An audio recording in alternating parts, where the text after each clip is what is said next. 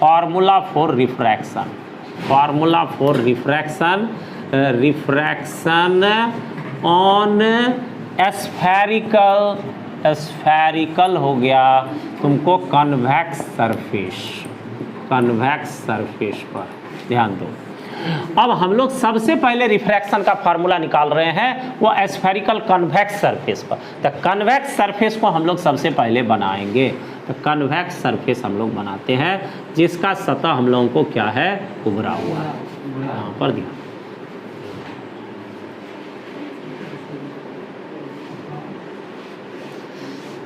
अब देखो ध्यान दो। अब यहाँ पर हम लोग क्या करते हैं, अभी जस्ट हम लोग देखें कि जो स्फेरिकल सरफेस होगा उस स्फेरिकल सरफेस का जो मध्य बिंदु होगा वह उसका पोल कहलाएगा। तो इसका मध्य बिंदु हम लोग को मान लेते हैं यहाँ पर है और ये इसका पोल है, इसको हम लोग बी से दिखावे, पोल हो गया, इसको हम लोग पोल कहेंगे यहाँ पर। अब बात रही कि ये जो खोखल, मान लो यह जो स्फेरिकल सरफेस है इसको अगर हम लोग आगे बढ़ाएंगे तो यह एक गोला का रूप ले लेगा और इसका कहीं ना कहीं सेंटर पड़ेगा।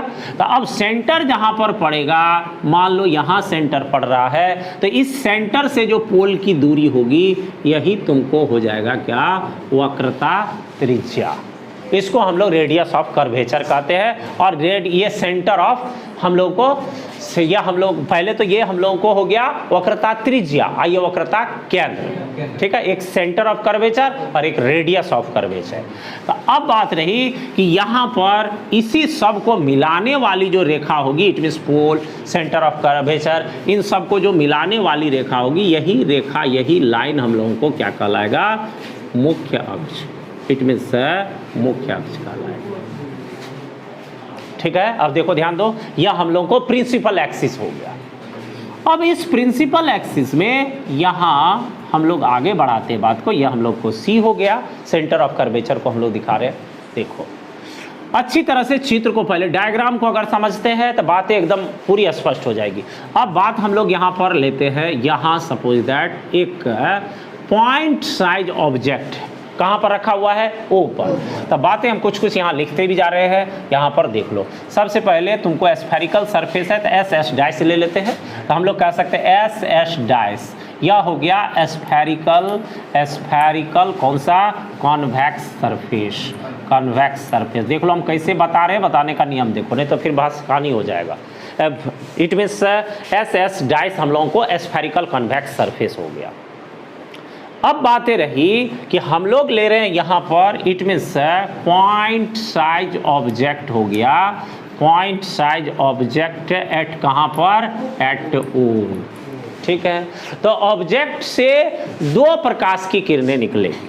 एक प्रकाश की किरण जो है वह सीधे तुमको पोल और वक्रता केंद्र से होकर के गुजरेगी, जिसमें किसी तरह का रिफ्रैक्शन नहीं होगा। ये हम लोग रिफ्रैक्शन में कहाँ पर देखे, जहाँ पर हम लोग आभासी और वास्तविक गहराई में रिलेशन निकाल रहे थे कि सीधे आने वाली प्रकाश की किरणों में किसी तरह का रिफ्रैक्शन नहीं होता है, मतलब अपने पथ से विचलित नहीं होता है। इसी के रिफ्रैक्शन तो है, अपने पथ से विचलित नहीं होता है। अब बात रही दूसरी प्रकाश की किरणें जब निकलेगी तो यह हम लोगों को आएगी सतह पर।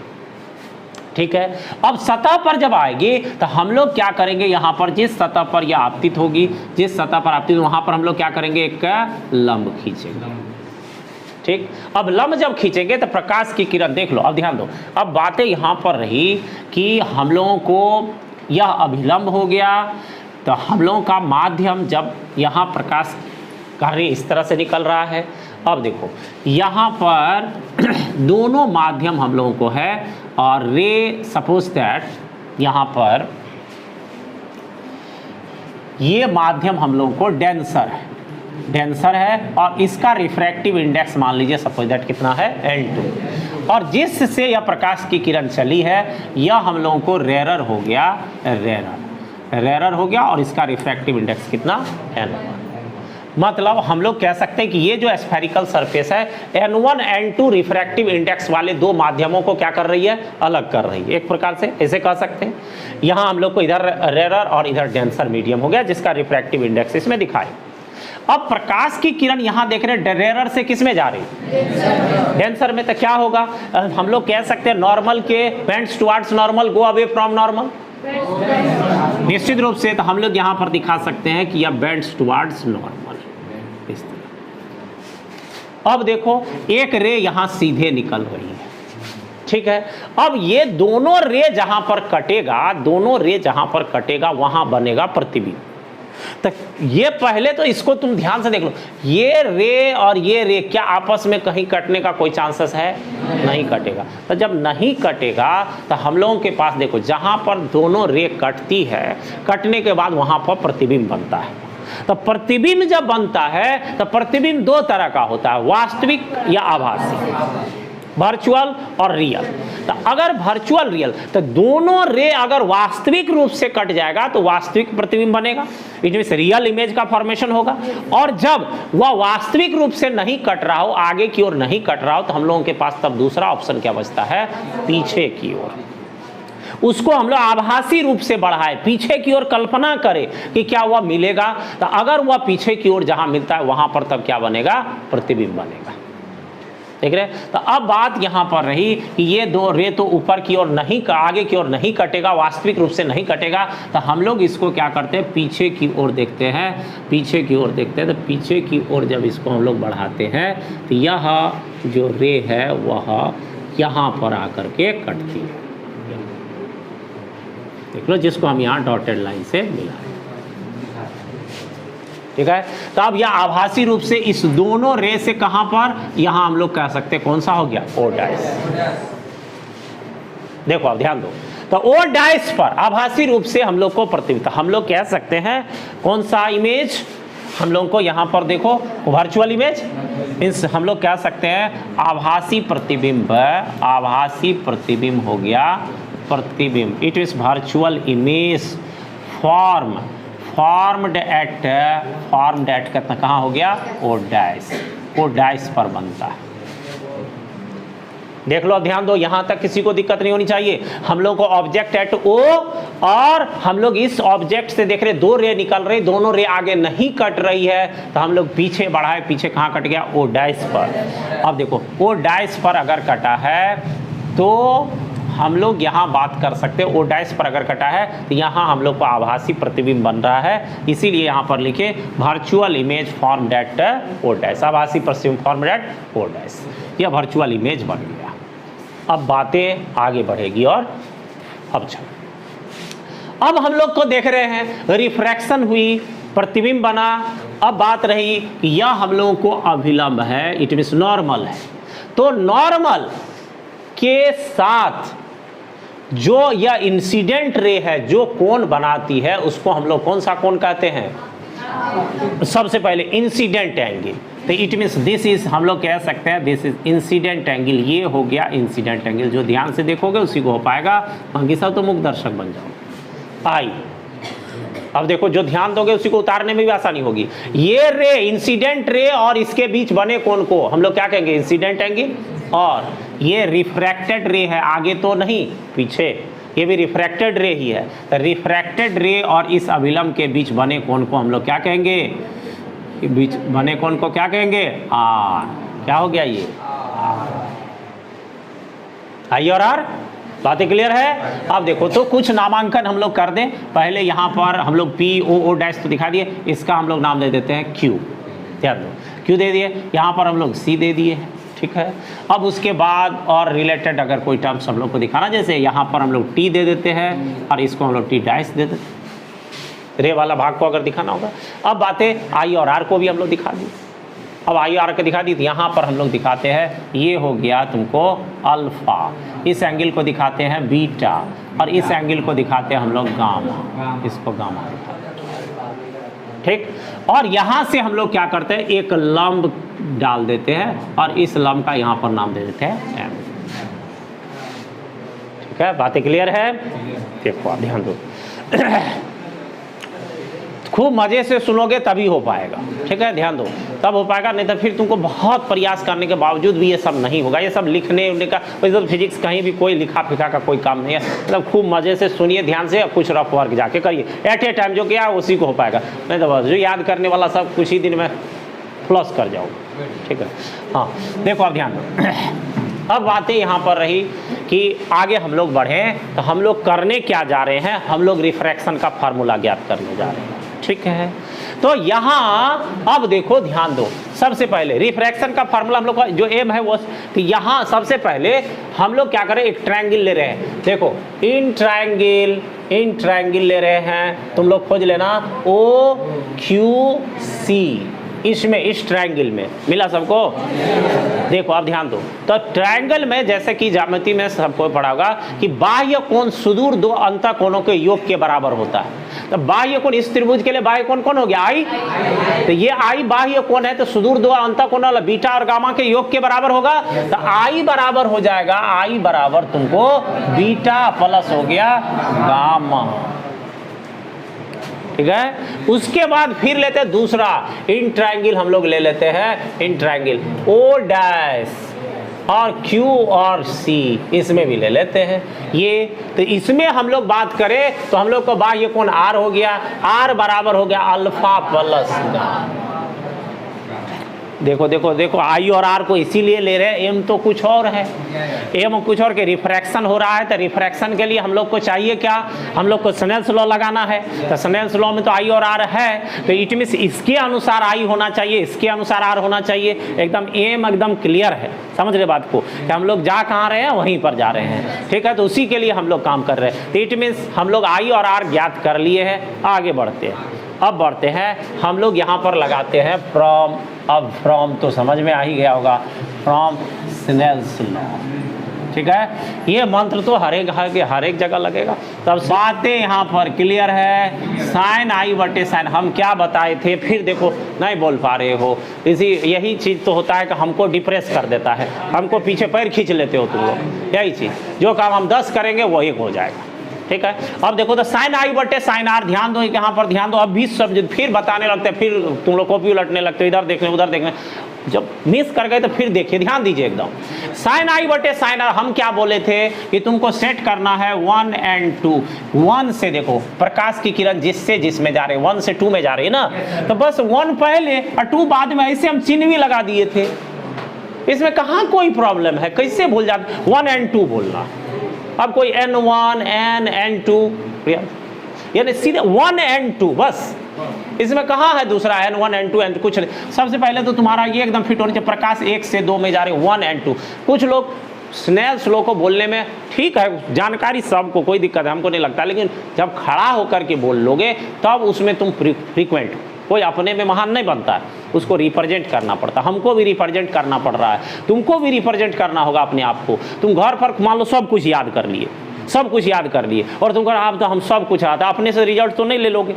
तुमको भीड़ में बोलना होगा, तुमको भीड़ में लिखना होगा, भीड़ में तुमको सर्टिफिकेट प्राप्त करना होगा, तब तुमको मान्यता मिलेगा। इसे सबको भीड़ में अपने आप को रिप्रेजेंट करना पड़ता है। इसीलिए भीड़ में खड़ा होने से, भीड़ में अपने आप को रिप्रेजेंट करने से कभी मत डरिए, क्योंकि हमेशा तुमको भीड़ से सामना होगा। समझ रहे बात को, एक भोजो खाने जाओगे तो वहां पर भी भीड़ से सामना होता है, समझ रहे। जिंदगी में जो भीड़ में अपने आप को रिप्रेजेंट कर लिया वही सक्सेस होता है। अब कोई कंपटीशन का अकेले तो तुम कंपटीशन में बैठोगे नहीं, वहाँ कंपटीशन इसलिए नाम पड़ा है क्योंकि तुम्हारे जैसे उसमें 2 लाख 5 लाख 10 लाख स्टूडेंट बैठा है। अब उससे तुम जीतोगे तो ही तुम जीतोगे, तो इसलिए हमेशा भीड़ में। अब यहाँ पर भी तुम मान लो कि मने मन कहते हो नहीं हमको सब हो जाता है, तो हो जाता है तो बोलने में क्या दिक्कत है तुमको, तो बोलो खड़े होकर के, वो काटने हो तुम। आवाज़ देने चला गया है, भगवान आवाज़ देने खींच लेता है, कोई सदमा में तो नहीं हो, तो इलाज कराओ तुम। तो तुमको भीड़ में बोलना होगा, ये बात को जो अपने मने मन गुनगुनाते तो नहीं होगा।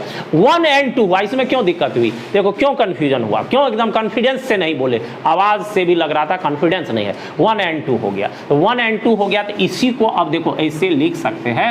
1 और 2 को हम लोग क्या लिख सकते, क्या टर्म लिख सकते हैं, N2 बटे N1 या N1 बटे N2। बातें देखो यहाँ पर N2 बटे N1, ठीक है, N2 बटे N1। अब यहाँ पर बातें क्लियर हो गई हम लोगों को। साइन आई बटे साइन आर बराबर हो गया N2 बटे N1, क्रॉस मल्टीप्लिकेशन कर दो, N1 साइन आई बराबर हो गया N2 साइन आर। इसको हम लोग इक्वेशन फर्स्ट मान, ठीक है।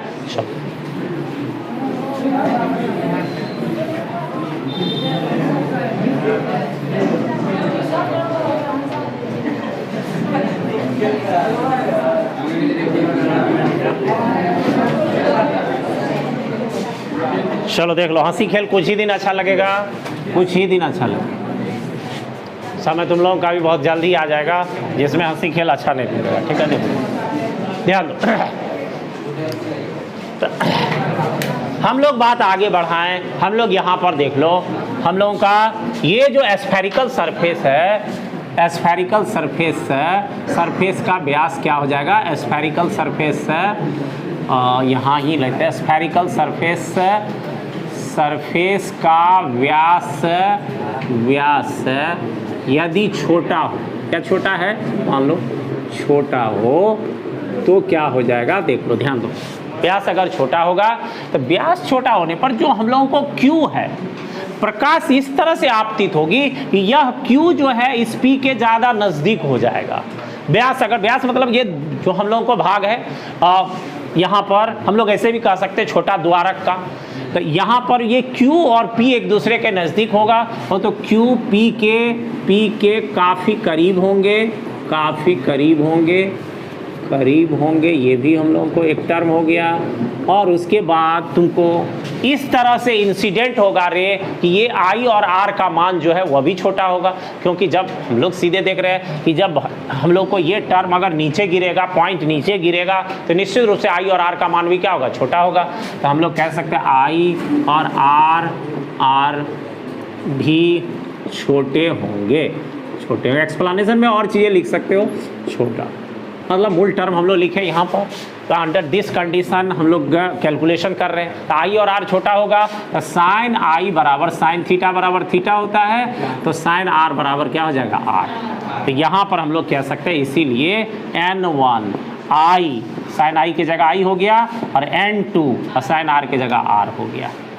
कितना है, अब देखो बातें यहाँ पर हम लोग अब आकर करते हैं। I का मान तो हम लोग पहले निकाल चुके हैं, तो I बराबर हम लोगों को क्या हुआ, देखो यहाँ पर फिर से देख लो, I बराबर बीटा प्लस गामा, तो ये हो गया तुमको बीटा प्लस गामा, और बराबर यहाँ है N2, तो N2 इंटू R, तो R का मतलब यहाँ पर अल्फा प्लस गामा हो गया। ध्यान से सुनो, जो सब ध्यान से नहीं सुनोगे नहीं हो पाएगा।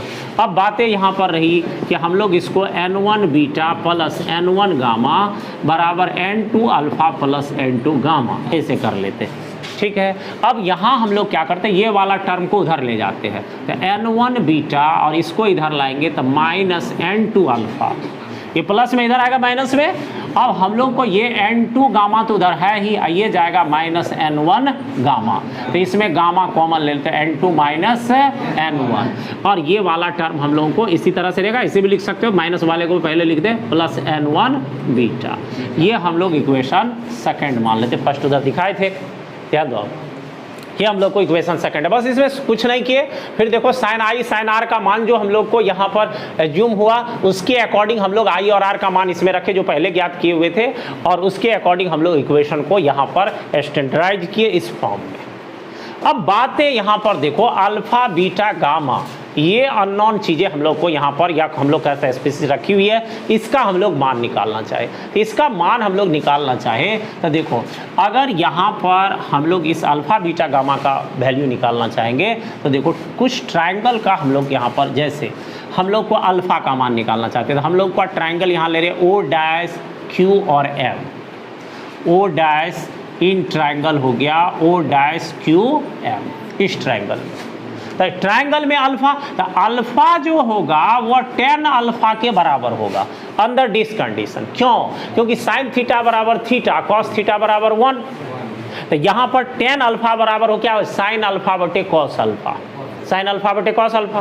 तो इसका मतलब तो साइन अल्फा ऊपर होगा, कॉस अल्फा नीचे होगा, तो साइन अल्फा बराबर क्या होगा, अल्फा, और कॉस अल्फा बराबर 1, तो इट मीन्स अल्फा बटे 1 बराबर क्या, अल्फा होगा। तो इसलिए अल्फा बराबर tan अल्फा हम लोग यहाँ लिखेंगे, और tan थीटा बराबर सूत्र क्या होता है, लंब बटे आधार का मतलब हो गया QM बटे कितना, Q लंब बटे आधार का मतलब O डैश M, ये क्या हो जाएगा O डैश M। लेकिन बातें यहाँ पर क्या है, बातें अगर देख लोगे बोर्ड पर तो कोई हर्ज नहीं है। QM बटे O डैश M में यहाँ पर हम लोग तो क्या एज्यूम किए कि इसका द्वारक छोटा होगा, Q जो है P के नज़दीक होगा, तो Q ही नज़दीक नहीं होगा, अगर Q नज़दीक होगा P के, तो Q और M दोनों कहाँ पर बराबर हो जाएगा P के। तो हम लोग कह सकते हैं चूंकि हो गया Q तथा P क्या होगा Q